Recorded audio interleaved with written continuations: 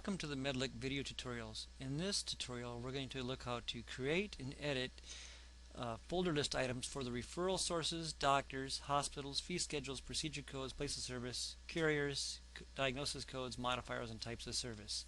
To begin, we're going to look at just referral, and we want to note that the toolbar for each one of the different types of items we're going to edit is very similar, if not identical.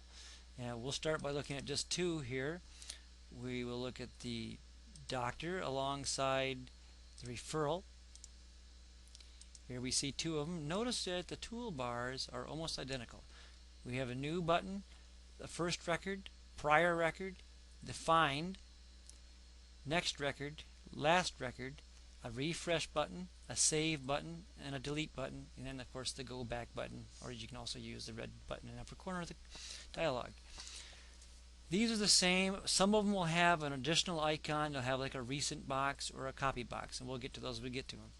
To begin, let's look at the referral.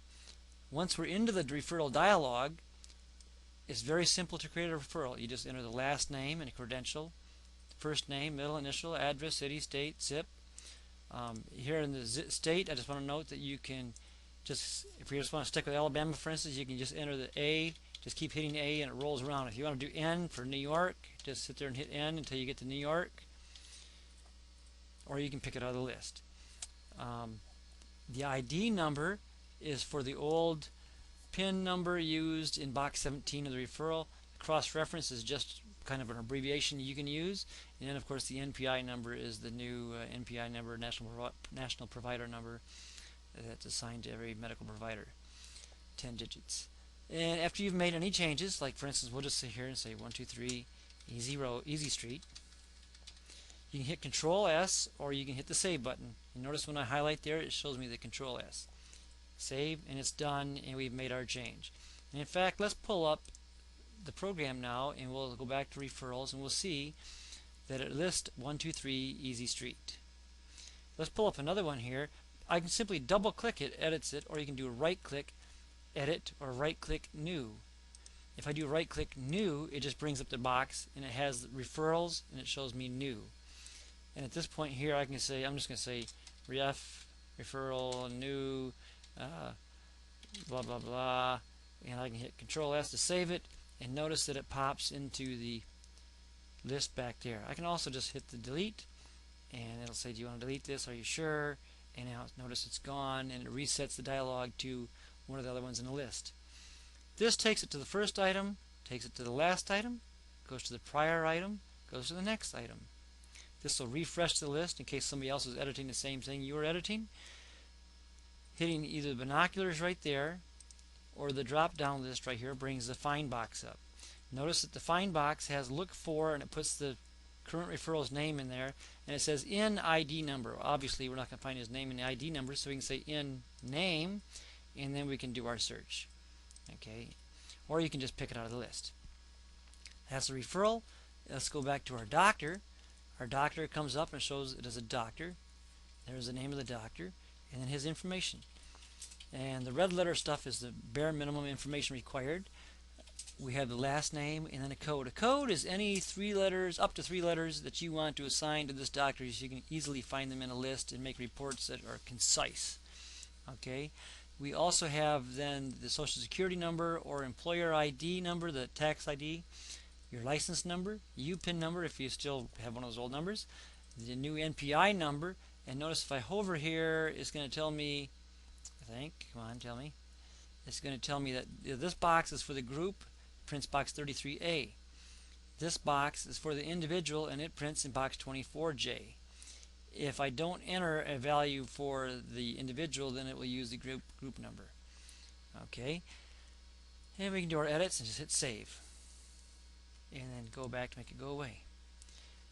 Again, you can always do a right click, have your menu items here for edit, new, delete. If I do, let's do a new one again, and we'll just put in some quick name, refer, Fred, and save it, and I come out. Then I say, oh no, I really want to delete it. I can do a right click, delete. You want to delete it? Yes, yes. I can do multiples if I wanted to. Okay, you also have file, new referral, file, open referral. There are a lot of ways you can get to them, and even in a system tray, you can click on the system tray icon. If I go to hospitals and do an edit, I want to show you same icons up here. The fields are just a little bit different for the hospital. Fee schedule, same thing again. We can do a new fee schedule, and we can create one. Let's just call it, we got one Medicare, let's call one Medicaid, and we can assign it to a doctor, or we can leave it wide open for the whole practice. We'll just make it wide open for the whole practice. And we'll see how we use those later in another tutorial. Procedure codes, just double click the code, and you can come in and edit the thing, any values you want on it. You can enter up to 4 modifiers for that code, and you can specify that it's a valid code, meaning that it's valid to be submitted to insurance. If this is not checked and you do batch claims, then that whatever procedure is marked down with that code will not be transmitted to insurance because it will be rejected. And here's where you use the fee schedules we were talking about earlier. Now up here we have a new icon called Copy and Recent. Copy is here because a lot of times you'll have the same code in there, but maybe for slightly different things. Like notice we got G0008, $15. One has a modifier, one does not. Okay, so you can have them with different ways. There's different reasons to have multiples. Every practice is a little bit different. So you just hit copy and it makes a copy, and then you can make whatever changes you want. Hit Control S and save it. The recent list will show you the list of the last 10 items you've edited or created in that folder. This is for like helping you with your short-term memory, so you can go back and say, oh, I made a mistake 5 minutes ago, what was it? And you can go back to that item in the list by double-click it, and away you are. Okay, place of service, rarely do you edit place of service.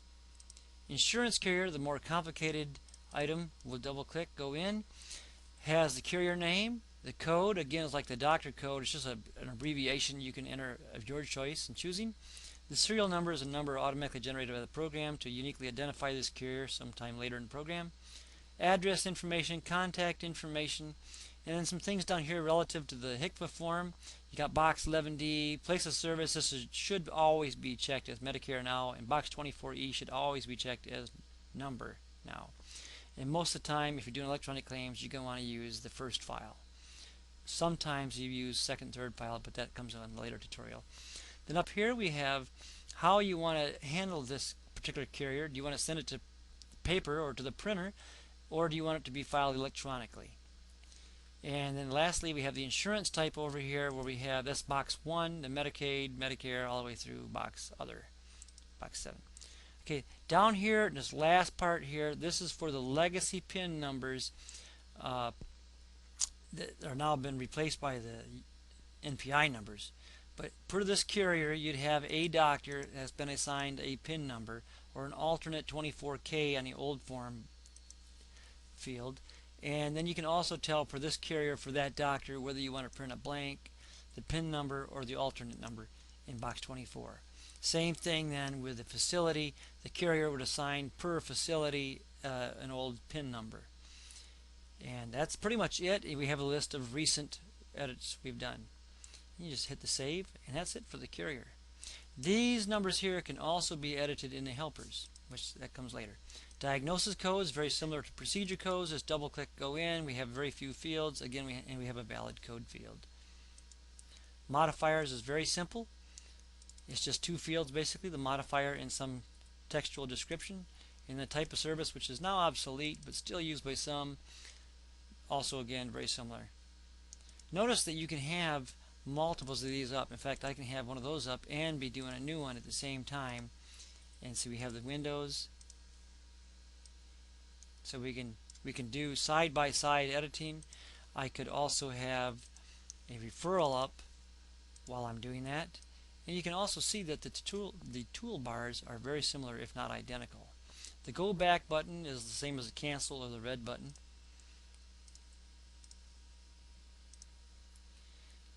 And that's about all there is to editing an item. We'll come back later and we'll show you how to do patient. The patient's a little bit more complicated but follows the same basic steps.